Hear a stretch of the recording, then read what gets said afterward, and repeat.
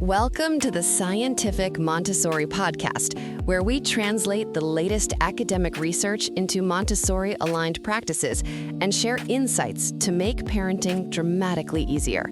This episode brings you the audio version of our article, The Human Mission. To explore more articles, visit scientificmontessori.com.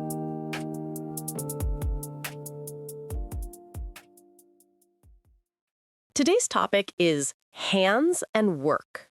Let me introduce some quotes from Maria Montessori. The hand is the instrument of intelligence. Children learn by touching and moving things.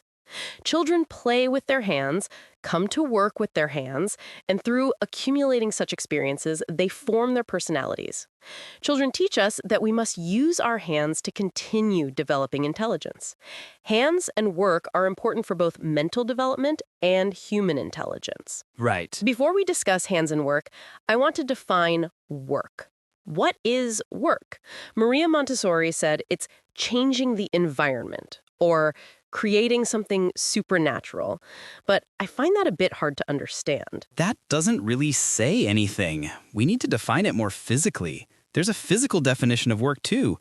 What corresponds to work is energy. Right. In physics, work is defined as force times distance, and its unit is energy. Energy exists for doing work. It's a physics term.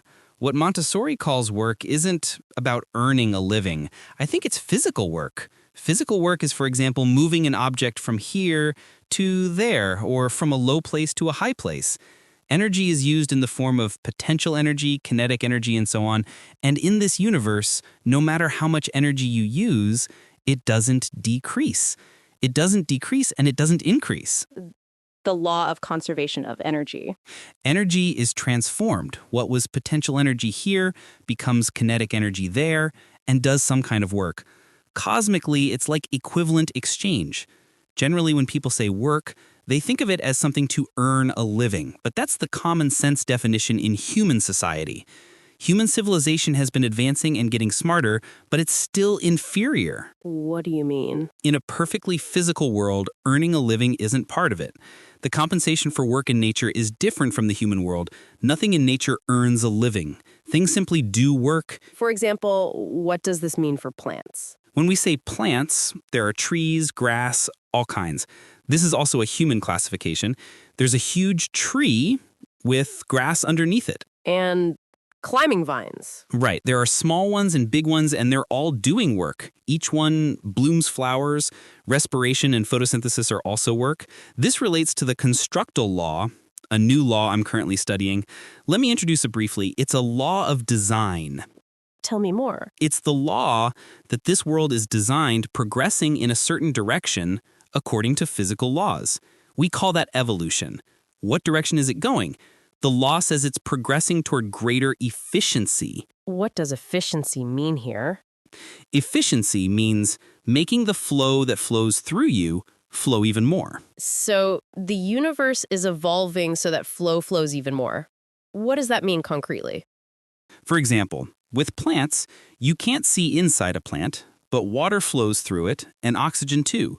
When photosynthesizing, leaves open their stomata. At the same time, water and oxygen flow out as gas. Conversely, plants absorb carbon dioxide from the atmosphere, convert it to carbohydrates through photosynthesis, release sugars from their roots, and pass them to microorganisms. That's the work they're doing. There's flow. This has become clear recently with the advancement of science and technology.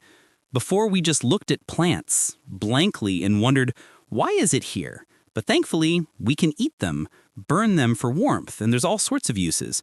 From a human perspective, we thought plants were doing work for us. Right.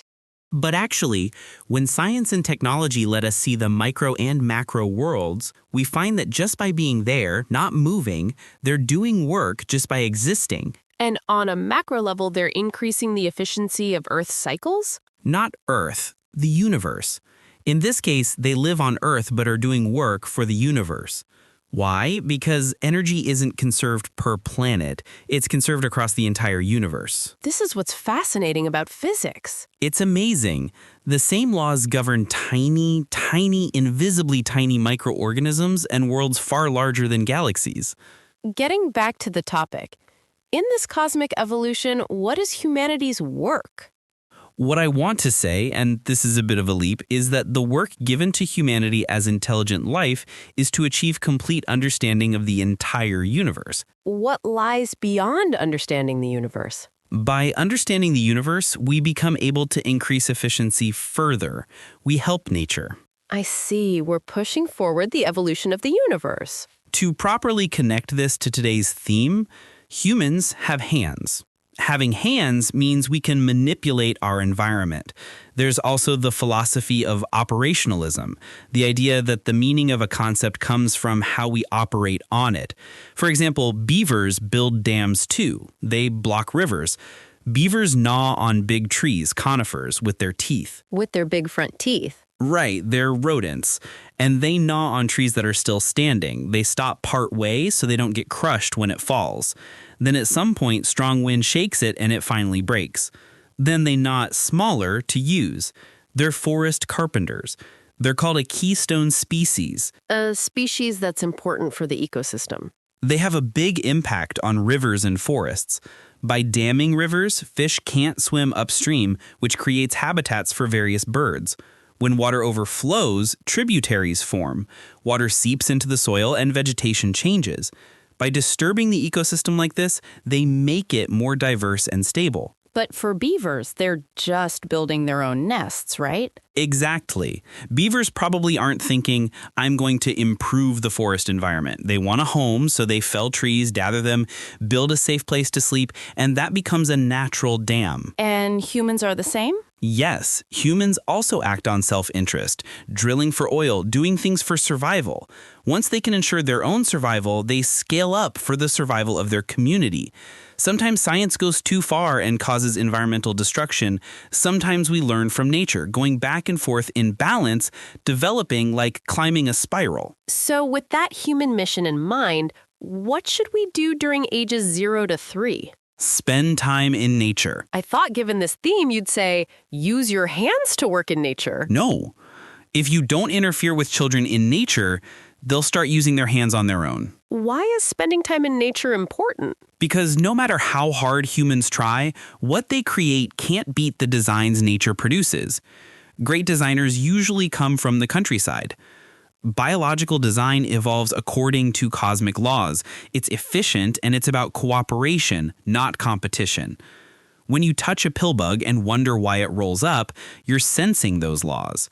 Noticing the seasons naturally is also natural. I was worried our older daughter would be bored on the long kindergarten bus rides, but she was moved by how Mount Iwate in northern Japan changed through the 4 seasons. Right. If I had to say what to be careful about when spending time in nature, it's don't let them die. Nature is harsh. What else is important besides spending time in nature? Walking, eating, sleeping.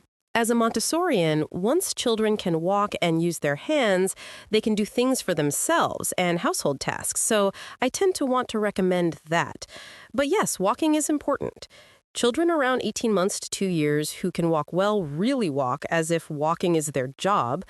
Including eating and sleeping, it's about building the foundation for the brain and body. By the constructal law I mentioned earlier, bigger is advantageous. Speaking of hands, humans have longer thumbs than other great apes. Because this thumb opposes the other fingers, we can grasp things. Large, dexterous hands are a characteristic of Homo sapiens. The magnificence of the thumb might be proportional to intelligence. Maybe so. Whether it's finger length, physique, or brain size, there are individual differences, but everyone can aim for their personal best. Speaking of brains, the current Homo sapiens average is about 1,130 cubic centimeters for women and 1,270 cubic centimeters for men, but some famous Russian writers had nearly 2,000 cubic centimeters. They say Einstein's was surprisingly small. It's mysterious. AI could solve math problems relatively quickly early on, but only recently became able to produce literary writing. Writing text that makes people groan is that difficult.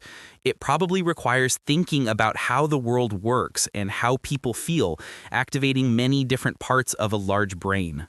A large brain seems necessary for understanding the universe, too.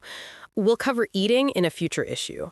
As for sleeping, I recently watched videos of sleep researcher Professor Masashi Yanagisawa, and I really think everyone should sleep more, not just children.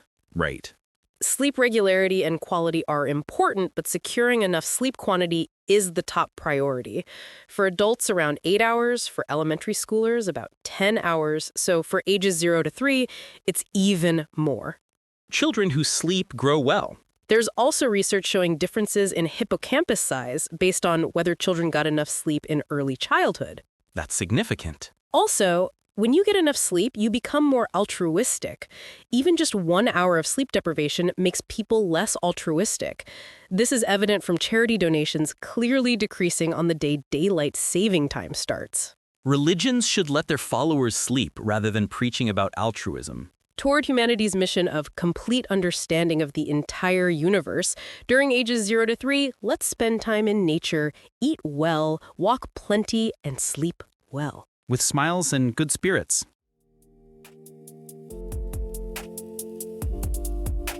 Thank you for listening to the Scientific Montessori podcast. We hope today's episode helped you see how research and Montessori principles can make parenting simpler and more meaningful.